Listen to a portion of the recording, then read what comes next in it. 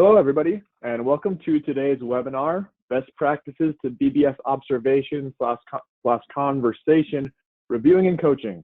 Today, we're going to have a couple of our consultants from DEKRA Safety Management Systems presenting on some topics of BBS observation and conversation coaching. So hopefully everybody is healthy and staying healthy and safe out there. My name is Drew Prohaska. I'm the marketing manager for DEKRA Safety Management Systems. I'm going to cover a few housekeeping items today before we get started, and then I'm going to turn it over to our presenters. So first of all, everybody is in listen-only mode, which means you are automatically muted to avoid any background interruptions. If you have any questions during the webinar today, you'll find a questions window in your control panel. Go ahead and type any questions you have into that panel, and we will have time for questions at the end of today's webinar. Or if it's something that pertains to the information they're covering, our presenters will kind of cover them as we go.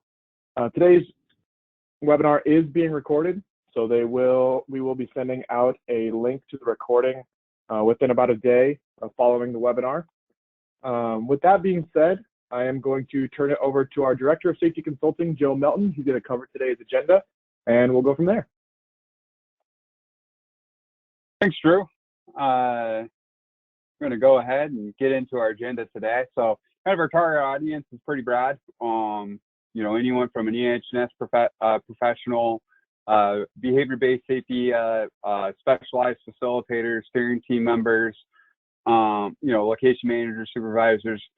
Really, today's session is going to be for anyone looking to enhance their process, whether they have a formal behavior-based safety process or they just try to incorporate some components of the sciences into their everyday operation.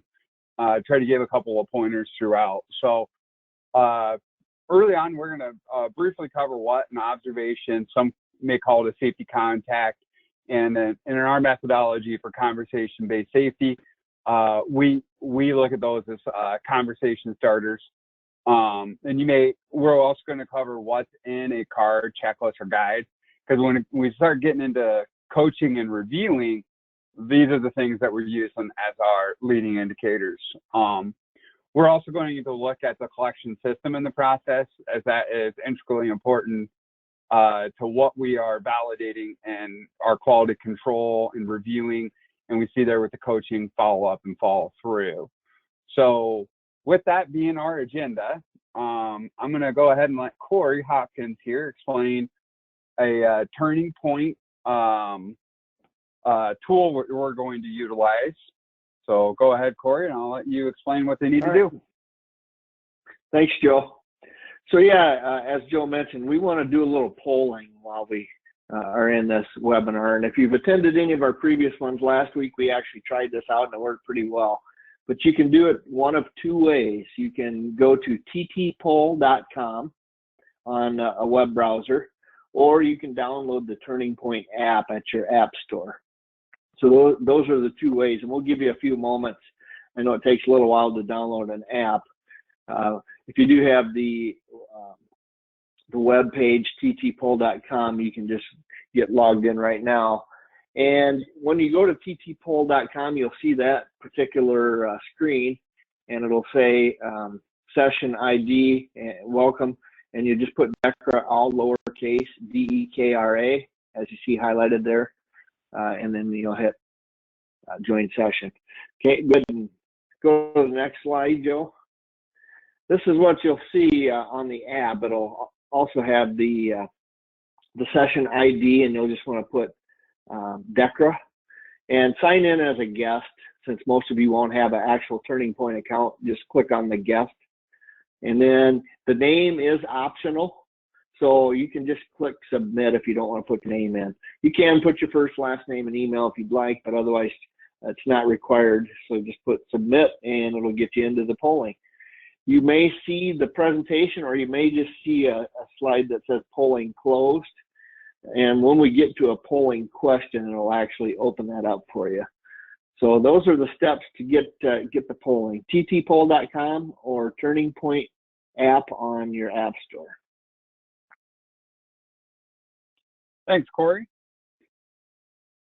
So one of the questions that come up, Corey, is you'll say, well, why safety? What is safety? You know, and we've explained both of our backgrounds in our webinar series. You've been in safety now for 20 years in different roles and capacities. Through your career, when you get asked what is safety, what are some key things that you focus on? Well, you know, as you said, I've been in it since 1999, so I've learned a lot along the way. And really, some folks will look at records, and that first bullet kind of alludes to that. Safety is not just the absence of an accident or injury. That can actually be achieved with luck. So you can go good stretches of time without an injury or recordable injury or lost time injury just by having good fortune. What we're really focusing on when we consult for companies is you have to be proactive, and that means action. So you see safety equals action, and that is continually reducing risk based on well-designed controls and knowledge about the potential for harm. So successful programs are proactive approaches, and it really is about looking out for each other. And without safety, as you all know, an organization just can't be successful. You could have great production, great margins, great income, but if you're having a ton of injuries or fatalities or severe injuries, you're just not a successful company. So with that, Corey, why don't we do our first clicker question? Okay. So here you go. It is live for you on your mobile devices. So what group does your organization fall in? There was a quote many years ago that there's the people that make things happen, there's the people that watch things happen, and there's the people that have no notion of what happened. So where would you say your organization falls in the best, or which category do you think your organization falls in? Well, it looks like we got really good responses coming in, so I'm going to go ahead and display those here for us. Cool. We got a good majority of folks that are in the people that make things happen. So I kind of gathered we might have that on this call. The folks that got on here either are a part of a BBS process or are looking to get into BBS, and that is a proactive approach. So for most of you, your group should fall into that category. All right, Joe, you want to talk about the different types of... Yep, when we talk about people that make things happen, that really parlays into the foundation of a behavior-based safety peer-to-peer observation program. And that, you know, the people that make things happen go beyond just watching it. Okay, so it's one of the things that can happen in a stagnant program when Corey and I get brought in to revamp or assess or whatever it is they've kind of fallen into that middle. Well, we watch things, we fill out a card, and then we give it to our point person, facilitator, whatever it is. And the thing that's lost is that reinforcement feedback session. Okay, so you see up there that safety contact, that conversation, making it personal. So when we talk about the behavior-based safety moment, it's really at that reinforcement, giving positive reinforcement for the task being performed, the feedback. So that's really the art of the conversation. Tactfully doing it where the person feels like they've gotten there on their own when you wanted them to get there in the first place. So this really requires organizations to have a solid top to bottom communication. And one of the breakdowns that Corey and I see is management visibility. Okay, so sometimes people say, our management's not involved. But what they really mean is our management isn't visible in the process. And we're going to give a couple of tips here in the presentation that will help with that. And the main component is, Corey and I are big sports guys. When we talk about coaching, we try not to become a coach that looks like a Bob Knight. someone that's in your face, ripping you down all the time, and those types of coaches. Not to generalize Coach Knight, but some of those things that we remember of him. But really taking the time to understand the at-risk, really coach the coworker and peer on the safe approach. And this is really done through the conversation. And what we say here at DEKRA is have a conversation with the person, not at them. And that you really see that throughout the process.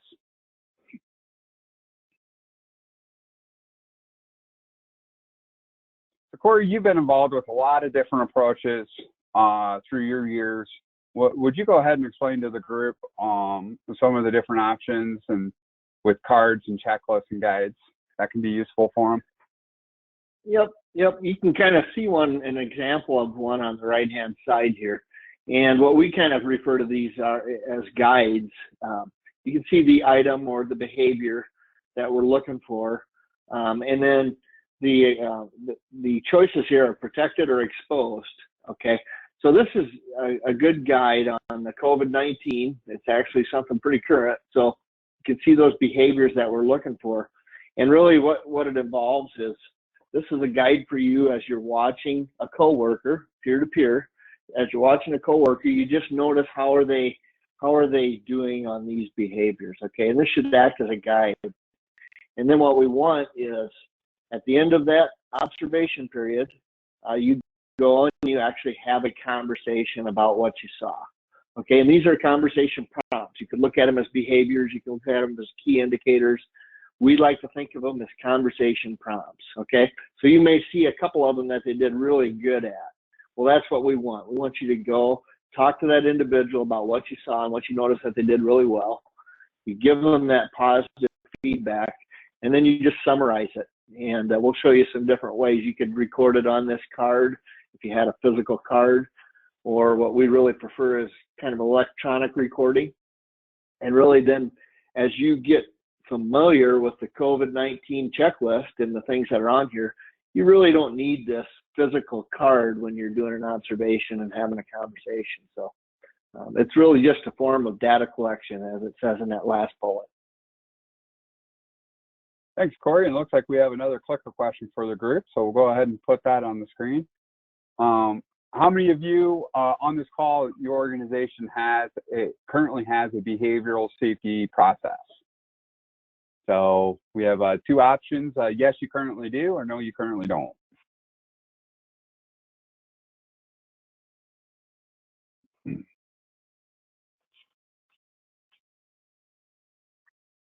Well, Corey, once again, it looks like all our responses have come in.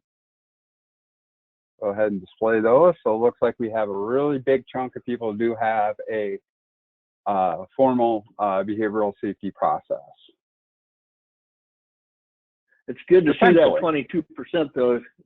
Good to see that 22% though, Joe, that are folks that are interested in it and want to understand it better as well. Yes, it is. And we kind of have a part B question here. For those of you that do have a process, does it fall more into the formal? Are you more informal? So we have a few options here.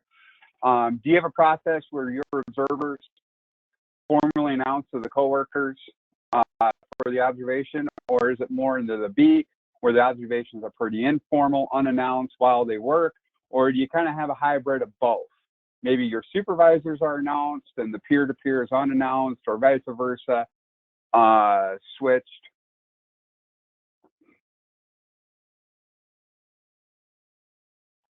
Looks like we have good responses in again, Corey, so I'll go ahead and display those for everybody. So kind of the hybrid there seems to be the, you got a little bit of the formal.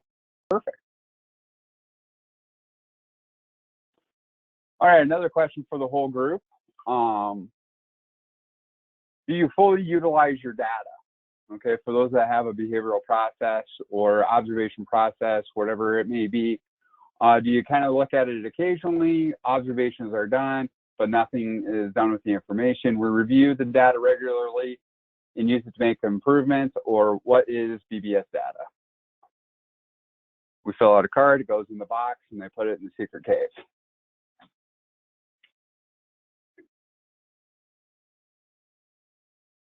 All right. Got a good group this week, Corey. There we go. It's good to see half of them are utilizing that data, but there's some opportunity the way it looks.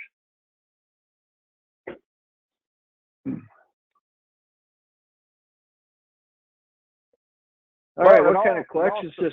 Go ahead, Corey. Sorry, Joe, didn't mean to step on you there, but what kind of collection system do you guys use? Do you have a paper or hard copy, kind of that hazard observation box there where they fill one out and they place it somewhere in the facility? Or do you do an electronic entry like the picture on the right?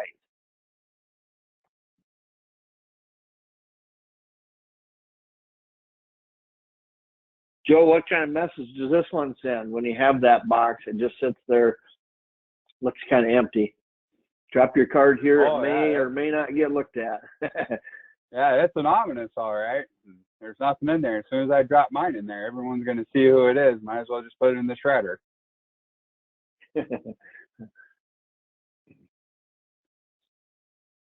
Well, what about this one here? You know, and I think that's the moment, Corey, where I think we'll brag up on a customer of ours. And the data collection point is critical before we even get to the reviewing point. Some of you are going, okay, can these guys hurry up and get to what I got on here for? I thought I was getting on how to coach and review. Well, the data collection is important. You know, what is the point place for the individuals to submit their observations and conversations? Is that being done at a high level? Because that helps the quality control at the review and coaching level, which we'll get to, why it's critically important. So that's just a quick picture of a manufacturing environment of a company we work with. They have about full-time, part-time, about 100 employees in and out of the facility. It's on the West Coast. But this just shows they have a kiosk set up. It's in a designated space. So you're an employee, you conduct an observation, you get to a point where you're ready to go to the kiosk. And Corey, what does this environment tell you as an employee? Well, it's certainly a lot more inviting than just a box hanging on the wall. So you've got a climate-controlled area. It's clean. It's neat. It's obvious that they're not trying to rush you. They've got a coffee station there. There's an extra chair in case you have a coworker that you did the conversation with, or maybe you identified a barrier and you need their help with making sure you put it in the system right. Also, not everyone in the facilities we go to have computer skills that they feel comfortable with. So you can see here their step-by-step instruction book right there at the station. So if they get kind of caught in, well, how do I log in here again and how do I put this in? There's step-by-step instructions sitting there. There's also a calendar, because part of this process is if you do identify issues, when do they need to be fixed by, or when can we have them corrected by? So there's a calendar that helps them with that. So it's just really an inviting, clean atmosphere that tells the employee we care about making sure you have a place to put these in. And that's the point we're hammering home here, is that the data collection point. Is it a standing kiosk where everyone waits in line and it's something they submit at the end of the day? I'm betting your quality and your comments and the quality of the observations and conversations and those things are probably a little lower. Making it accessible for them, like this organization has done, that they can go in and enter it when it fits into their day and concordance with their supervisor, of course, but they go in, they're comfortable, they're able to sit down, they're relaxed, they can focus on the task at hand. And this has, when they got this kiosk set up, their quality really skyrocketed, as well as their participation. If you can imagine, as a frontline labor employee in a manufacturing environment, if there's an opportunity to go sit in the air conditioning and have a cup of coffee and enter a BBS observation, your participation probably goes up a little bit. There's a little intrinsic reward there. And it has really worked well for them. And Corey, I'm going to go ahead and go to another slide here. And from your experience, sustainability is something that we hear a lot as consultants. But, you know, you had the previous experience of being a customer of DEKRA. and working in several organizations that had behavior-based safety processes. So we just hit on some highlights here from what you've learned. Yep, exactly. Well, obviously we've talked about recording the conversations, and we showed you a couple different ways to do that. And we're kind of getting into this area where we rely on the coaches and the leaders at locations or companies. And that's where we get to the analyze and communicate steps. The data has to be analyzed. If you don't do anything with the data, that is the key thing that will lead to a stagnant or non-existent program, or just a pencil whip situation where the individual will fill out the cards and just check the boxes and put it in the box, and then they're done for the month. If you really want to get value out of the process and keep it sustainable, you have to actually look at that data and you have to actually act on it. So the analyze step there is, this data will tell you things if you analyze it. So whether it's pointing out trends of at-risk behaviors, or if you have barriers that get identified and removed, that data will go to work for you. And then, that key step is communicating it back to the employees. They need to know that the time they spent sitting at that kiosk, Joe, was valuable. Why did they do that? Well, it's because we need that data and we actually use it. So if they're recording the data, they need to see that something's being done with it. And that's the key things to sustainability. And I've been in processes that got stagnant, and part of it was because this ball got dropped, where we weren't analyzing and using the data, and then we weren't communicating back, here's what we've done with what you've told us. So that's a key step in the process. And this is probably a topic that Corey and I will get more into in our May webinar series. So look for those when we launch that for May. But the pitfalls of a BBS program is when companies do communicate, many times it's at the beginning of a toolbox talk. A supervisor will say, well, last week our shift got 12 observations done, and that's it. That's the only point. Well, those 12 could have been pencil whipped. I'd rather have 6 good ones than 12 pencil whipped ones. So when we talk about communicating, and that's imperative, is what are we communicating? Is it visible on gimbal boards? Is it on their break room TV screens? Is it showing them the safe, positive conversations that have occurred?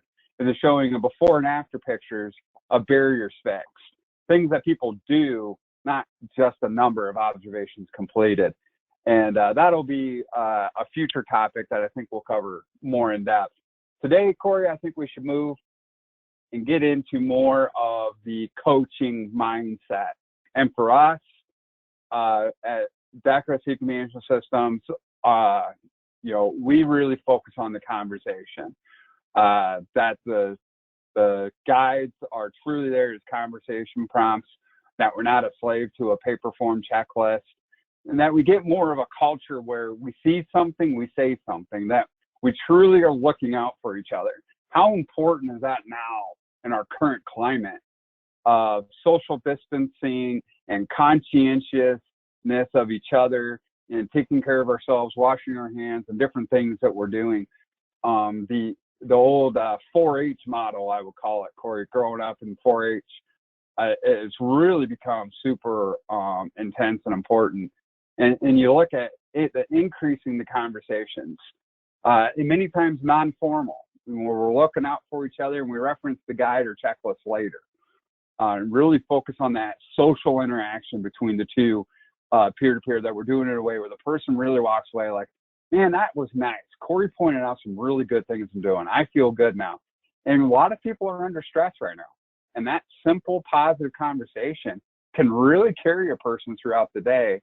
For those that are working, whether you're in an essential position or a non-essential, a nice, positive call out from a coworker can go a long ways.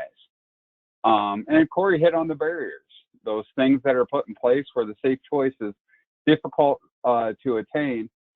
And many times, Corey, we find that people just focus on the condition, even though maybe it had been there for 6 months. So that's one of the things that we'll discuss in our May webinar series, is going beyond the condition of a barrier and looking at the culture that allowed that barrier to exist. In electronic reporting here at DEKRA, we have lots of different options with our Insight VIA software and adaptive software. and had a lot of success with organizations using electronic reporting. But the message it sends when an employee has their own individual login and they're not filling out a form, dropping it in their supervisor's box, that it's theirs. They take ownership of the conversation or the safety contact, they have a login and they have a seat at the table. It just sends a message to them. And we see that time and time again in the cultures. So Corey, I'd like you to take the reins. Go ahead. Yeah, I kind of wanted to just hit on the couple key points here. As we talked about in that one slide with the COVID checklist, we kind of use these as guides. We don't want people walking around with paper forms. For one thing, people can get intimidated by that. We really want these to be more organic, non-formal conversations, and reference that checklist later.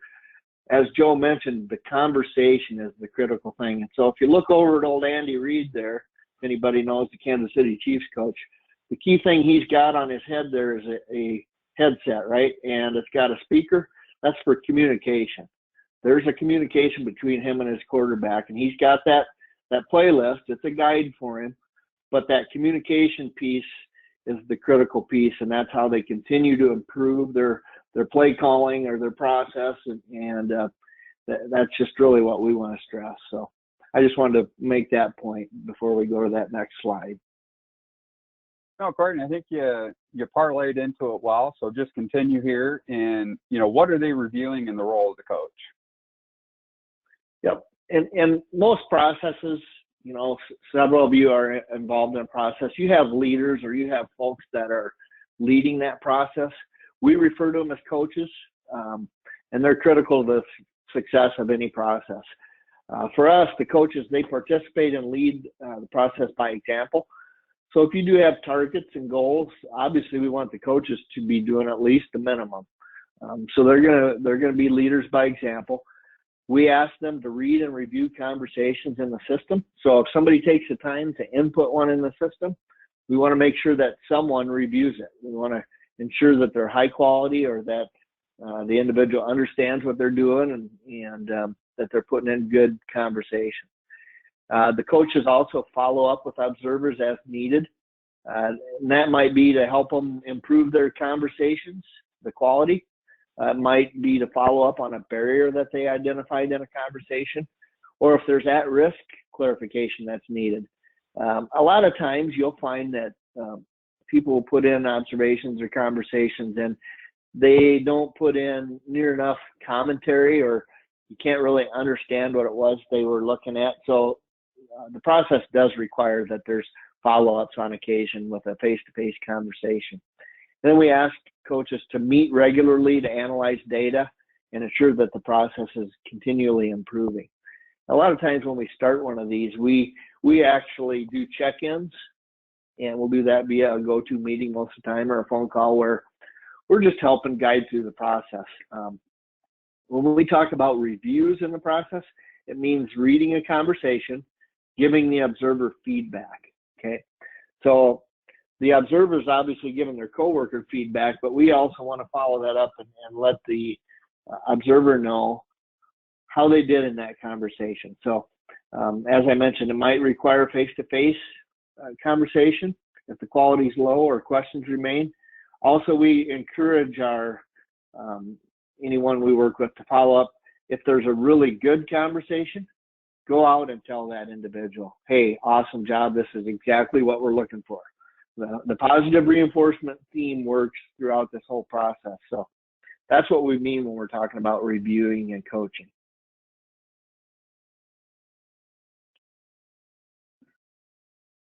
Manage the process, or the process will manage you, okay? Coaches assume the role of that quality control. They are the end all in the process at your facility. They're the ones that are making sure things happen. They're also making sure that they're evaluating the process to ensure that you're looking for the right things. Okay, some of the pitfalls we see when we look at stagnant processes or ones that aren't working is that they're not looking at the right things. Okay, it becomes a pencil whip function, and most of the time people are repeating the same type of observations, and they're looking for the same things, and they may or may not be the right thing. So how do you know that? Well, you got to use the data, and that's when we talk about the reporting function. And Joe, you can kind of give a little description of what the field of view is and how we analyze that. Yeah, so one of our tools, adaptive behavior, BBS reporting. So the strength of having an electronic is artificial intelligence can work to your favor here. So this is an example of an organization and their observers within that organization that they felt what they're comfortable on. So you see all of these different points within a typical behavior-based safety checklist or safety contact, whatever language you like. But they're only looking at a handful of things. So many missed opportunities here. So here at DEKRA, we'll call this a field of view focus that is narrow, that we're missing all these other opportunities that we're just hitting what we're most comfortable with. And take that same image here, Corey. What if their injuries are strengths? Where does that fall on their most commonly observed behaviors and acts? Yeah, you can see here that they're looking mostly at eyes on task. They're looking at hearing and eyes and face, kind of the PPE stuff, and then housekeeping. So if your main injuries are strains, you're missing the boat here. And that's what this reporting function can do for you is, what is your field of view? And oftentimes when we take an old system, if we're able to import that data, this is what we'll find. And then when we implement the conversation-based safety, it gets a lot better, and we start seeing more, they're looking at more things and not just narrowed in on those certain behaviors. I think this is a great example here, Corey, that we've displayed, is that the previous slide was an organization before the revamp. This is that same organization after the revamp, and you just see such an excellent spread amongst their not only their checklists, their behaviors, but a great balance. That they have a balance of safe, positive conversations, and they have a good balance between their at-risk conversations, and then a really high level of barriers there. So one of the things that we try to incorporate back to companies we work with is kind of say a 6-to-1 ratio. You know, for every time you coach up a person, try to catch them right 6 times. And that really becomes your cultural mindset. So some of you are on here, you're nodding your head, okay, I've heard this, because that's your foundation. You know, anytime that a sports team is struggling, anytime that a sales team is struggling, anytime that anyone's struggling, what do they tell you to do? Go back to the basics, go back to the fundamentals, go back to your foundation. Well, the foundation is 6-to-1. We want to coach people. When we are error-making machines, we know that. But when a human makes an error, we want to coach them up in the most positive manner possible, get them to understand through the conversation how we want them to do it correctly and why. But then the next step that sometimes we miss is, are we catching them right? Are we actively creating a mindset in our culture to catch people right, doing it correct, and letting them know through a thumbs up, a great job, hey, thanks, how's that going? How do you like that ladder, Corey, rather than your 5-gallon bucket? You know, those types of things. That's what we really try to highlight in the conversation. And that's what we're driving back from the coaches, that we want the observers doing the positive catches. You see it in the data, but this is a tool for the coaches to utilize and to make sure that they're balanced properly. Yeah, and I think, Joe, if you look at this one, go back to that slide. Go back a minute. There you go. Look at this information down there. You've got 88.62% safe, and you can see walking, working surfaces is at 83% safe, 17% at risk. Could that be information you use for a toolbox talk? Absolutely. So this is data that you can use. The other thing I like about this slide, Joe, if you look at this, almost 20,000 behaviors discussed so far this year since January 1st. Of those, 2,200 of them were at risk, where a coworker said, hey, wait a minute, what you're doing might not be safe. Maybe there's a better way to do it. And then 183 barriers. That's even more, critical when you see that 183 times an employee has said, well, I can't do this task safely because there's a certain barrier, and we're removing those. So that's just awesome to see, and that's what you can see with this data and how it can help you.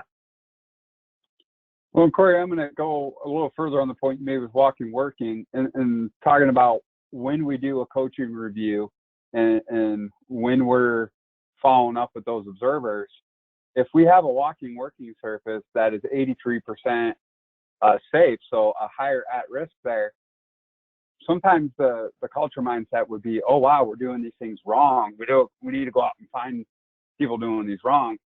When we actually, Corey and I and DEKRA will coach up organizations, switch the mindset and go out and try to find people doing that right. And that's one of the things we do with organizations is that's your highest at-risk moment. And I'm going to go ahead and go to the next slide, Corey, is as we're identifying our at-risk, what are you doing with them? Well, one of the things we try to do at DEKRA is you see the different ones on the screen here. Are we trying to find people doing these things right? Changing that mindset that, yes, we make errors, we need to coach them up, but more often than not, people are actively trying to do things correct. Let's catch them doing it right and reinforce that. So that becomes their new habit, doing it the correct way. Yeah, I think that's a great point, Joe, is why do we take risk, or why do we do at-risk behaviors? Well, it's because we get rewarded for it in some way. Perhaps it makes the task easier or makes it quicker. It's just like speeding in a vehicle. We do it so we can get to our destination faster, right? We've got the risk of a ticket or an accident or some of the other things, but we accept those risks because we don't think they're going to happen. And the positive that we get out of it is getting to our destination quicker. So these at risk, as Joe mentioned, of course, we've coached our coworker up, but we need to catch them the next time doing it right. Okay, so I've coached you. I just saw you doing it right. I give you the thumbs up, and that's when we start actually seeing some habits change. Well, Corey, I think the group's ready to get into some examples. So Corey and I, with different organizations we work with, we assist them in the process by doing some spot checks and some assessments and those things. And we went ahead and highlighted some that we've seen. These are active conversations from different customers that we pulled. But I think what you got displayed here, Corey, is just shows, this is a fresh one. It was entered yesterday, it looks like. And it really shows the quality from the observer level. And that quality from the observer level is attained through everything we just discussed. Making the entry point accessible, coaching the person and reinforcing them constantly what they're doing matters, showing them the data, doing everything we've covered. And then you see it here on the playing field. The execution of the playbook is right now. So this person entered, the task being done was blowing out roll stands. And that they used their sanitation conversation guide. That is an appreciative conversation, it was well received. But then they give us a conversation summary, and that's really what we're after with the observers is summarize the conversation, explain it to a person that wasn't there. Almost like a lockout tagout machine specific procedure that Corey and I covered 2 weeks ago. Is you want to write it for someone that wasn't there, that didn't experience it. And I think this one does a great job of that. And then the coach comes in at the reviewer level. And we see that review from the coach, Corey. And those are the things we really coach up people is don't just say, just someone hit the button that says you reviewed it. Give them specific feedback. Specific coaching gets specific results. And the specific feedback that I love here, Corey, is that good conversation. Okay, what was good about it? They liked that the air wand and hose inspection was discussed. Keep it up. That's the specific coaching that we like in the process. So the other thing I want to note here, Joe, is this conversation was put in yesterday, and it was also reviewed yesterday. So that coach didn't waste any time.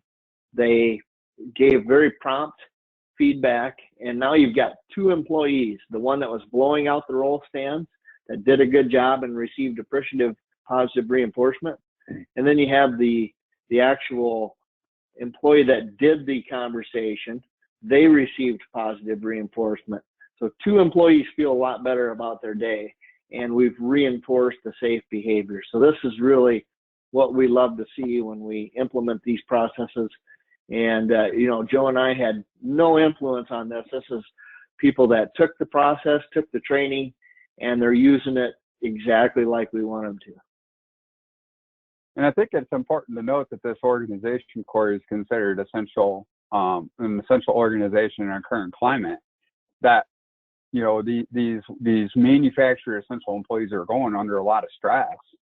That how far did this go for their culture? You know, that person. Now we've got so many layers of individuals that have been affected by this one observation, this one conversation. And it really is the foundation of that plan. Absolutely. And we see it here, Corey. We pulled one of an organization that is using the previously shown COVID-19 checklist. And I think it's notable, Corey, that if people are interested in obtaining that checklist, it is on the DEKRA website. You can obtain it on the DEKRA homepage. You can download it and use it. So that checklist that we showed in this PowerPoint, which we also make this PowerPoint available, and we'll work with Drew to also send out the PDF version of it. But you see here a customer of ours that is currently using that COVID-19 checklist. But this is one of the conversation summaries from that organization, that they talked about the virus and how important it is to stand 6 feet apart and to keep everything disinfected and washing their hands. It's that proactive mindset. That positive reinforcement, let's stay ahead of it. And that's the foundation of a culture.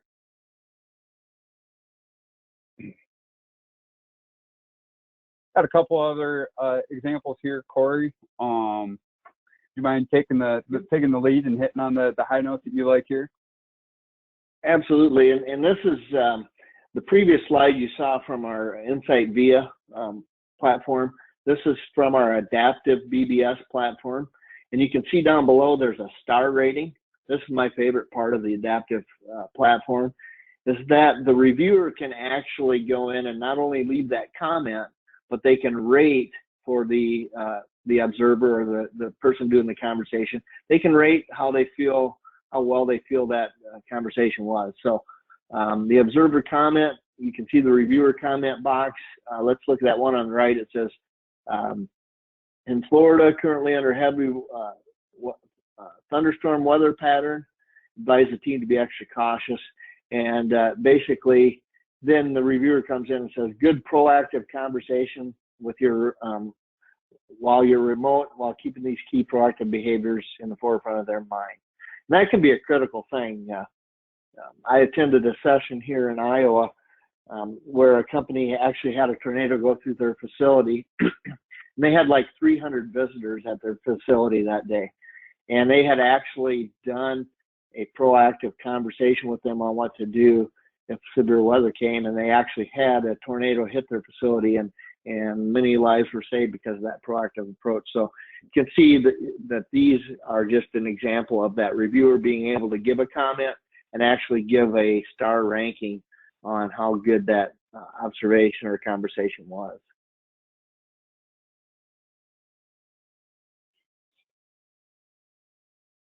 Now we're going to show that another layer. So the one question that comes up when we assess cultures is the management involvement in safety. And really what we find when we dig into it and peel the layers is that frontline employees many times aren't saying management involvement. It's management visibility. You know, their management supports safety. They don't want anyone to get hurt. They make the financial contributions and the safety team and the trainings, and you know, many times freeing up the resources for individuals like Corey and myself to come in. But that's not what the frontline sees.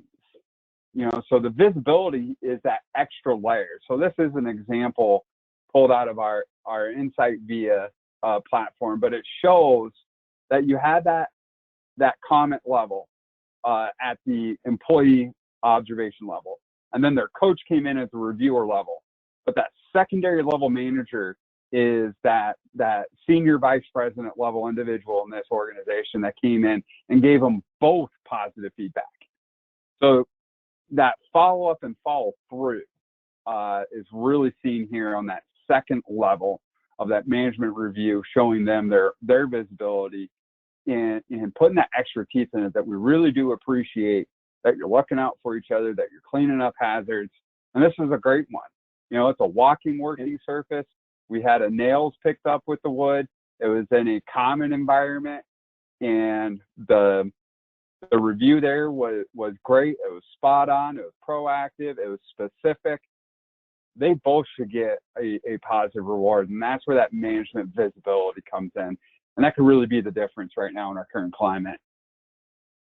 Joe, I think, correct me if I'm wrong here, but even the neater thing about this is that second level manager comment box was a customer requested item.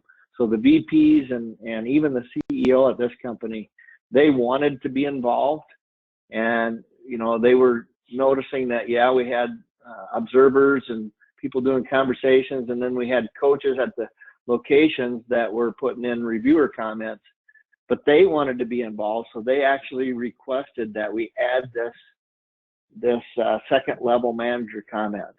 You can correct me if I'm wrong on that, Joe, but that was a company that understood what we were after. You're spot on, Corey. That is pretty much verbatim how it went down. We implemented conversation-based safety with the organization a few months into the process. Their coaches were doing such a great job. There wasn't any observations left for the senior leadership level to review. They got frustrated. They wanted to show their visibility. So they said, well, who's reviewing the reviewers? And that was honestly a question that we hadn't asked ourselves before. And within short order, with the help of our IT and programming department, we surely got the function added, and it has been a great piece of the process. So we got a couple of other examples left for those that like the good visuals here. So here's one last one we'll look at. And what I like here, Corey, is that this is a coaching moment, but it shows that you don't need big, long novels. That each one of these are a sentence or two. They're very short, sweet, to the point, but they're specific. And what I like here is that the person reminded a coworker to wear their seatbelt, and they give their return conversation back. That's the critical part when you're looking at quality. Is it's not enough to just put in there that, oh, I saw someone not wearing their seatbelt. Okay, what did they say back? What was the conversation? What was the summary? Did you have an interaction, or did you just say across the warehouse, hey, put your seatbelt on, and the person gave you the one finger salute back? You know, what was the interaction? And that's what we like here. They said thanks. They said they just changed the list and forgot. Okay. And then it's even specific at the next level. Nice call out and catch. See if you can catch the same employee doing it right. Okay. This is not one that Corey and I doctored.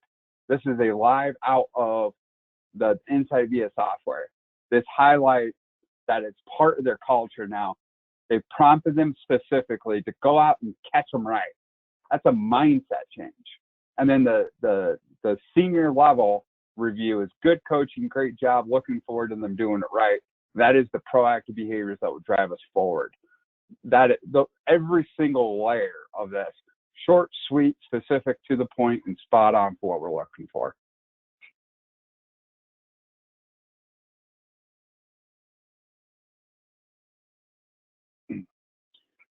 So with that, Corey, I think we're ready to lead into a few clicker questions here. So I'll let you go ahead and explain what we're looking for. Okay, so this question is, most of you have some form of way or some tool that you utilize to gauge employee safety, engagement, and commitment. So how do you measure employee safety, engagement, and commitment? And there's your options. A one-liner on your performance review, we don't measure it, or we have an extensive process for measuring engagement and commitment.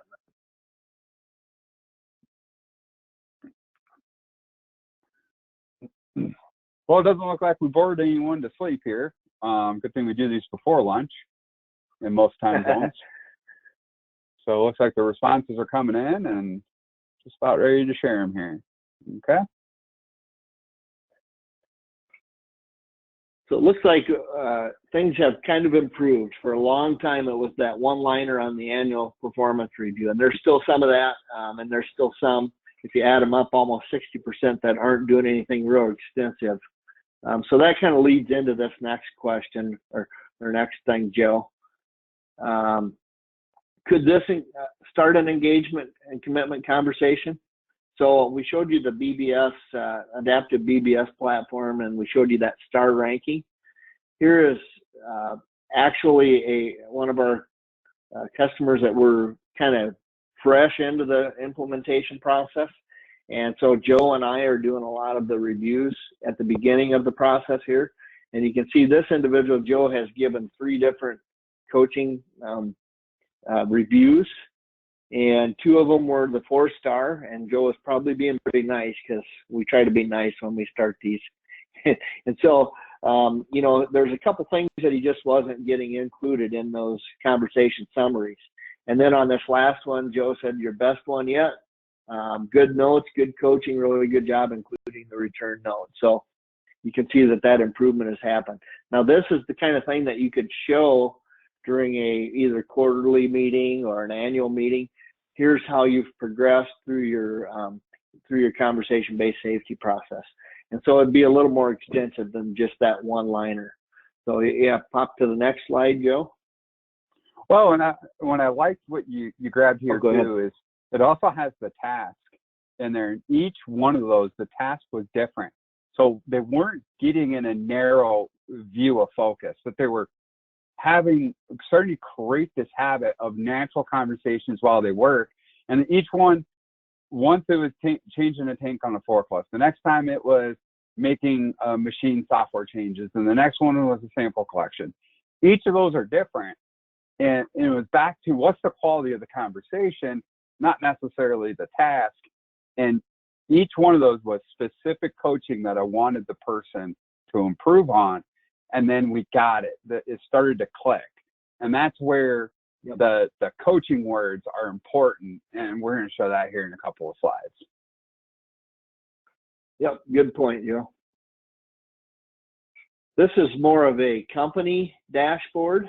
So in that adaptive platform, there are certain things that we can quickly pull up on a dashboard and see, you know, review rate, 96%. So 96% of the conversations have been reviewed. Coaching rate, 47%. So almost half of them had coaching. The observation quality, you can see your average.